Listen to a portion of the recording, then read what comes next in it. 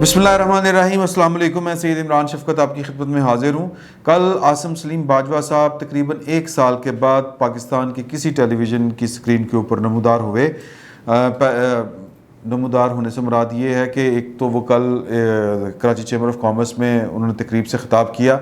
हालांकि जब से एक साल हो गया कि जब से वो स्टोरी आई थी कि उनकी जो बिज़नेस थे, उनकी 99 कंपनीज़ का जो ज़िक्र था, वो जो गद्दार वतन जनाब क्या नाम है जी, अहमद नूरानी साहब ने जो वो वाली स्टोरी ब्रेक की थी। और ज़ाहिर है कि फिर वो बड़ा जुर्म किया उन्होंने। उसके जवाब में, स्टोरी को ब्रेक करने के जवाब में वो इंडियन एजेंट सारा कुछ कहलाए।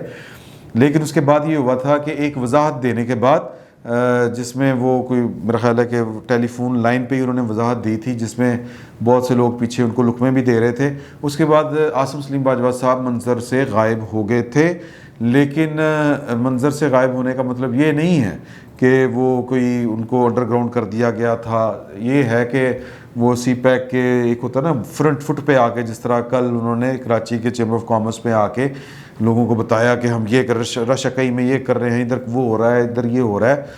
तो इस तरह का सीन पहले देखने में इसलिए नहीं आया कि उनको लगा कि यार कि तकरीबन एक साल बहुत होता है ऑलमोस्ट, या जितने महीने गुजर गए हैं। अब मुझे तो लग रहा है तकरीबन एक साल होने को है इस सारे वाक़े का, कि वो जो ख़बर आई थी कि इनकी 99 कंपनियां हैं, और फिर किस तरह जहाँ पे ये नौकरी करते थे वहाँ पर इनकी यहाँ कंपनियाँ रजिस्टर भी होती थी। इनके जो बेटे हैं, कम उम्र तरीन बेटों में मेरा ख्याल है कि वो तो खैर एक दौर था ना कि नवाज़ शरीफ के बेटों के ऊपर आता था कि जी के इतनी कम उम्र, यानी इतनी छोटी उम्र में इतने पैसे कैसे कमा लिए। तो उनके पास कहने को ये जवाज़ था कि जी के दादाजी जो हैं वो उन्होंने बिज़नेस शुरू किया था और मतलब ख़ानदानी अमीर है, इस तरह करके वो वजाहतें दिया करते थे। लेकिन जो हैं माफ़ी चाहता हूँ, आसिम सलीम बाजवा साहब, इनके जो बेटे मेरा 25 साल के होंगे, 25 साल के, या तो मेरा ख्याल है 30 से नीचे ही हैं। तो उन्होंने इतनी दौलत कैसे कमा ली? वो केड़े स्कूलों में पढ़ते ने, केड़ी चक्की दा आटा खाते ने? ये लोग जो है वो मुंह में उंगलियां डाल के, दांतों के नीचे उंगलियां दबा के पूछते हाँ वे ये की हो रहा है। तो उसका जवाब कोई बन नहीं पाता था उनसे। और फिर वो कहते हैं कि जी कि हमारी एक फैमिली ने ये बिज़नेस किया, ये किया, वो किया, इसको तो अप्रिशिएट करना चाहिए, वो करना चाहिए। फिर उसमें एक ये भी बात आई कि जी के जहाँ पर फिर ये सिल्क रूट वाली वो जो ये है सी पैक, कि इसमें भी उनकी कंपनियां रजिस्टर हुई और बहुत से ठेके भी उनको दिए गए, इस तरह की बातें हैं।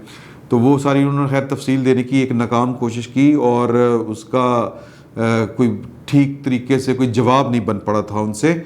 आपको ये सारी बातें याद होंगी। फिर एक बात ये भी सामने आई कि उनकी कंपनी में जो ज़्यादातर मुलाजमीन हैं वो इंडियन हैं, इंडियन नेशनल्स हैं, जो अमेरिका में भी काम कर रहे हैं। और उनका सारे के 99 जो कंपनियां हैं, उनके ज़्यादा जो बिज़नेस हैं, जो ज़्यादा कैपिटल है, वो अमेरिका के साथ वाबस्ता है। और ये कॉन्फ्लिक्ट ऑफ इंटरेस्ट है कि एक ऐसा बंदा जिसका बिज़नेस और उसका फ्यूचर जो है वो अमेरिका के साथ नथी है, वो एक ऐसे मंसूबे का पाकिस्तान में सरबराह बना दिया जाए जो मंसूबा अमेरिका की आंख में खटकता है। और अमेरिका और चाइना की जो आपस की बाहमी मुसाबकत है, या जिसको हम मुखासमत कह लें, दुश्मनी कह लें, कारोबारी रंजिश जो है, वो दुनिया से ढकी छुपी नहीं है।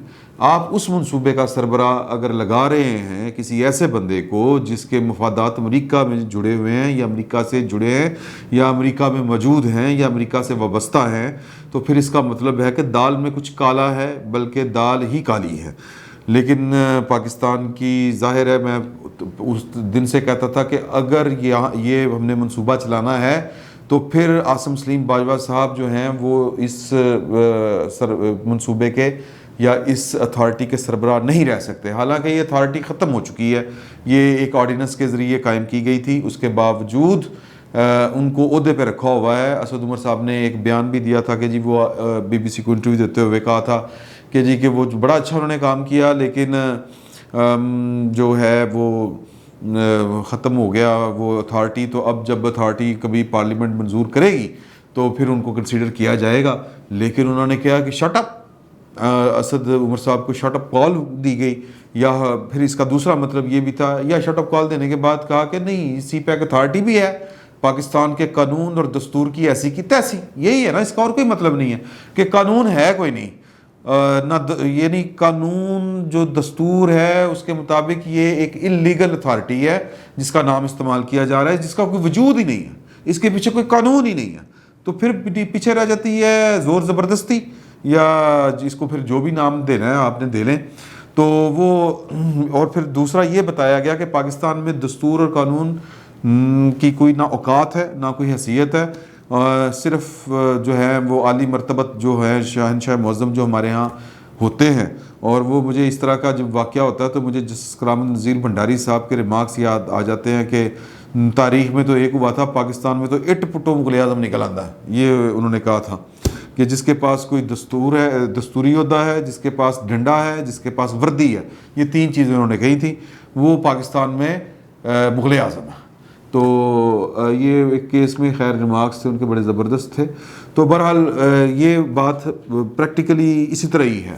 تو اب ایسا بندہ جو ایک سال بعد سامنے آیا ہو، کم ٹو دی پوائنٹ، منظر عام پر آیا ہو، جس پر اتنے بڑے الزامات کا بوجھ ہو، ڈھیر ہو، اور وہ ان الزامات کا جواب دینے سے بچنے کے لیے روح پوش رہا ہو، یا اسکرین یا میڈیا سے دور ہو گیا ہو، صرف اپنے ٹویٹر پر وہ انٹریکشن کرتے ہوں، بلکہ ٹویٹر پہ بھی نہ ہونے کے برابر انٹریکشن کرتے ہوں، ان کو یعنی وہ بندہ دستیاب آ جائے. پاکستان کے سب سے بڑے صحافی جو 1200 سال سے صحافت کر رہے ہیں، جن کی کچھ 33 لاکھ قسم کی سٹوریاں آج تک سچ ثابت ہوئی. میرا اشارہ جو ہے وہ جناب کامران خان دی گریٹ کی طرف ہے. کامران خان صاحب کے شو میں کل یہ پیش یا مدعو تھے، بلائے گئے تھے، وہاں بھی وہی کہانیاں سناتے رہے کہ جی ہم نے یہ کر دیا وہ کر دیا. یہ کون سا صحافی ہے؟ ہو وہ صحافی، اور ایسے لگج والا بندہ جس پر الزامات کی اتنی بڑی بہتات ہو اور کانفلکٹ انٹرسٹ کا اتنا بڑا معاملہ ہو، وہ اس کے سامنے آ کے بیٹھے اور وہ اس سے اس الزام سے متعلق ایک سوال ٹوٹے منہ نال بھی نہ کرے، تو وہ صحافی نہیں ہے، وہ کچھ اور ہے.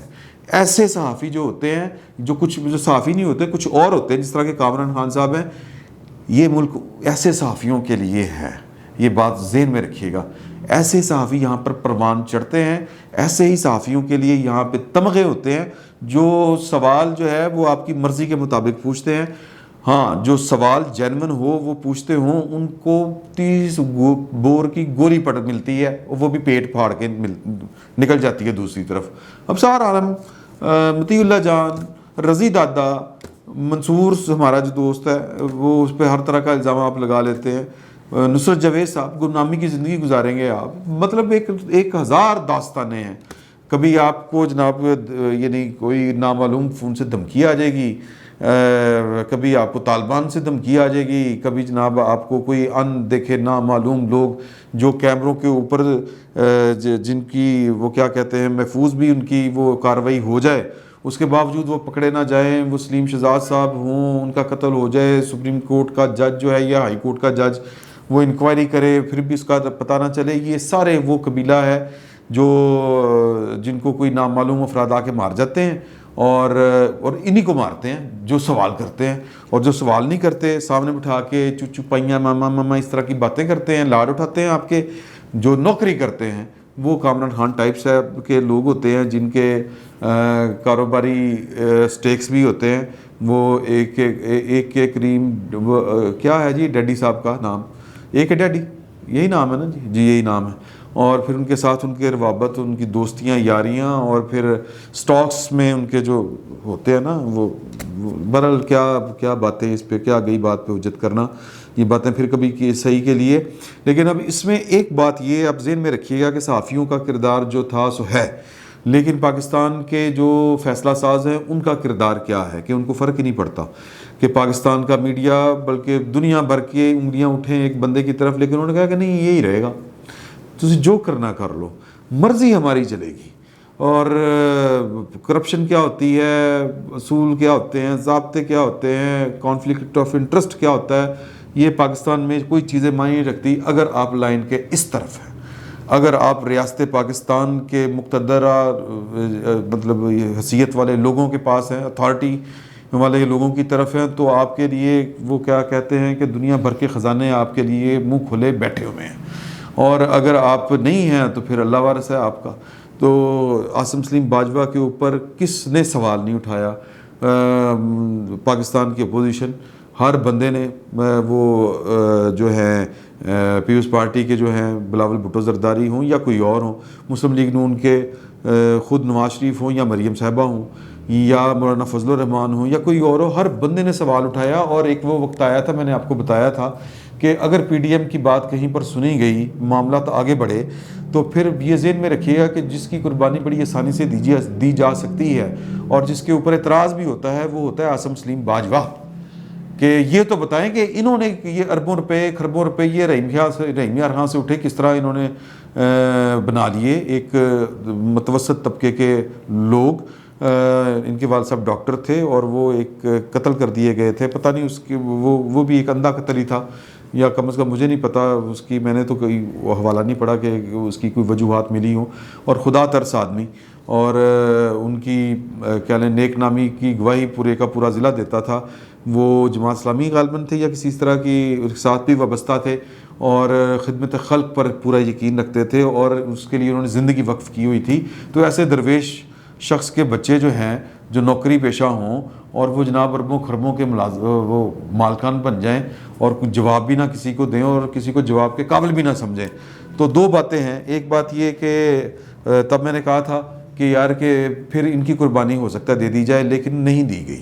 اس کا مطلب یہ ہے کہ پاکستان کی وہ اپوزیشن ہو، پاکستان کا میڈیا ہو یا دنیا بھر کے جو ہے وہ جس کو سول سوسائٹی کہتے ہیں وہ سوال اٹھاتی رہے، کوئی فرق نہیں پڑتا. پاکستان میں مرضی آج بھی ان کی چلتی ہے جن کے پاس اتھارٹی ہے، اور پاکستان کی جو اتھارٹی ہے وہ نہ کسی اصول اور قانون، کسی ضابطے، نہ اخلاقیات کو نہیں مانتی. ان کے اپنے اصول، اپنے قانون اور اپنے ضابطے ہیں.